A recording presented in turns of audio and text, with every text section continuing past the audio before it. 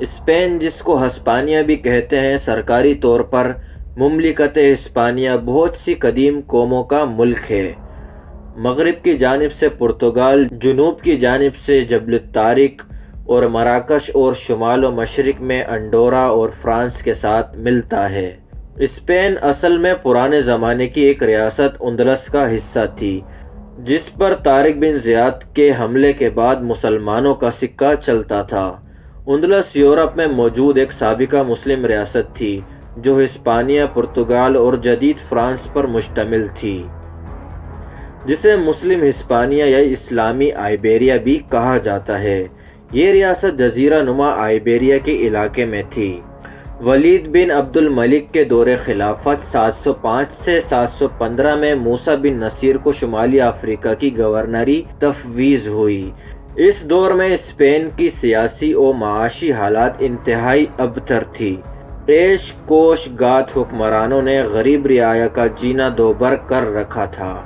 عیش و عشرت کے دلدادہ بدمست امرا اور پادریوں نے عوام کو ٹیکسوں کے بوجھ تلے دبا رکھا تھا۔ یہودیوں کی حالت سب سے بری تھی، انہیں کوئی دم سکھ کا سانس نہیں لینے دیتا تھا۔ ظلم و بربریت کے اس نظام سے تنگ آ کر بڑی تعداد میں لوگوں نے ہجرت کی اور وہاں سے فرار ہو کر موسیٰ بن نصیر کے زیر انتظام شمالی افریقہ میں پناہ لینا شروع کر دی، جہاں اسلامی نظام کی حکومت کے باعث لوگ پرامن زندگی بسر کر رہے تھے۔ جب معاملہ حد سے بڑھا اور مہاجرین بڑی تعداد میں سمندر پار کر کے افریقہ آنے لگے تو موسیٰ نے اسپین کی مظلوم رعایا کو بدمست حکمرانوں کے چنگل سے آزاد کروانے کا منصوبہ بنا لیا۔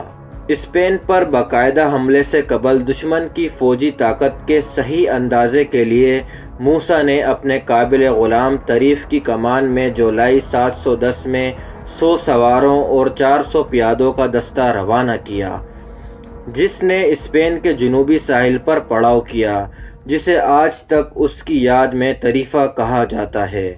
آس پاس کے علاقے پر کامیاب یلغار کے بعد طریفہ نے موسیٰ کو اطلاع دی کہ فضا سازگار ہے، اگر حملہ کیا جائے تو جلد ہی عوام کو ظالم حکمرانوں کے پنجے سے نکال لیا جائے گا۔ موسیٰ بن نصیر نے اگلے ہی سال 711 بمطابق 92 معروف بربر جرنیل طارق بن زیاد کو 7000 فوج کے ساتھ اسپین پر لشکر کشی کے لیے روانہ کیا۔ افریقہ اور یورپ کے درمیان واقع 13 کلومیٹر چوڑائی پر مشتمل آبنائے کے عبور کرنے کے بعد اسلامی لشکر نے اسپین کے ساحل پر جبل الطارق کے مقام پر پڑاؤ کیا۔ طارق کا سامنا وہاں اسپین کے حکمران روڈرک کی 1 لاکھ سے زیادہ افواج سے ہوا۔ 3 روز گھمسان کی لڑائی جاری رہی مگر فتح کے آثار دکھائی نہ دیے۔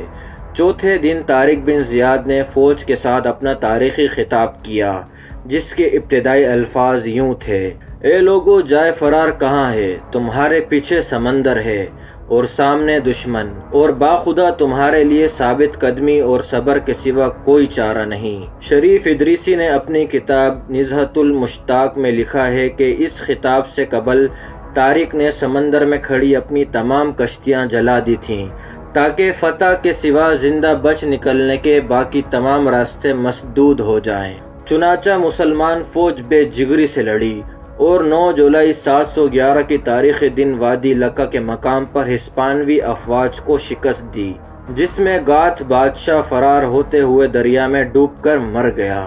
اس بڑے مارکے کے بعد جہاں عالم اسلام خصوصاً افریقہ میں مسرت کی لہر دوڑ گئی، وہاں اسپین کی عوام نے یوم نجات منایا۔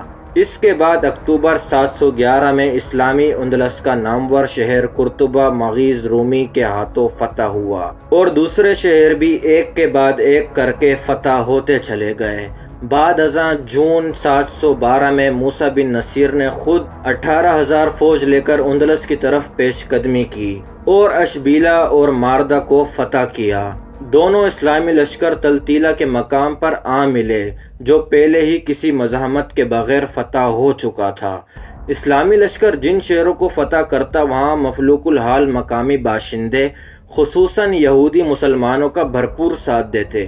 عوامی پذیرائی کچھ اس قدر بڑی کہ مسلمان تھوڑے سے وقت میں ہی پورا اسپین فتح کر چکے تھے۔ طارق بن زیاد کی فتوحات میں سے آخری فتح خلیج بسکونیا پر واقع شہر خیخون کی تھی، جس کے بعد فتوحات کا سلسلہ رک کر ملکی نظام کی طرف توجہ دی گئی۔ اسی اثناء میں موسیٰ بن نصیر کو خلیفہ ولید بن عبد الملک کی طرف سے پیغام موصول ہوا کہ وہ اور طارق بن زیاد اس مہم کو یہیں چھوڑ کر دمشق چلے آئیں۔ 2 سال کی قلیل مدت میں کم و بیش سارا اسپین فتح ہو چکا تھا۔ موسیٰ نے وہاں سے واپسی سے پہلے اس کے انتظام حکومت کا اہتمام کیا، قرطبہ کو اندلس کا دارالحکومت قرار دیا، اپنے بیٹے عبدالعزیز کو وہاں کا حاکم بنایا اور خلیفہ کے حکم کے مطابق دمشق کی طرف عازم سفر ہوا۔ موسیٰ بن نصیر اور طارق بن زیاد کی واپسی کے بعد 714 سے 756 تک 43 سالوں میں ملک سیاسی حوالے سے عدم و استحکام کا شکار رہا۔ اس دوران میں کل 22 گورنر اندلس میں مقرر ہوئے۔ پھر ایسا کیا ہوا کہ مسلمانوں کا زوال شروع ہو گیا؟ یہ جاننے کے لیے ہماری اگلی قسط کا انتظار کریں۔ جب تک کے لیے اللہ حافظ۔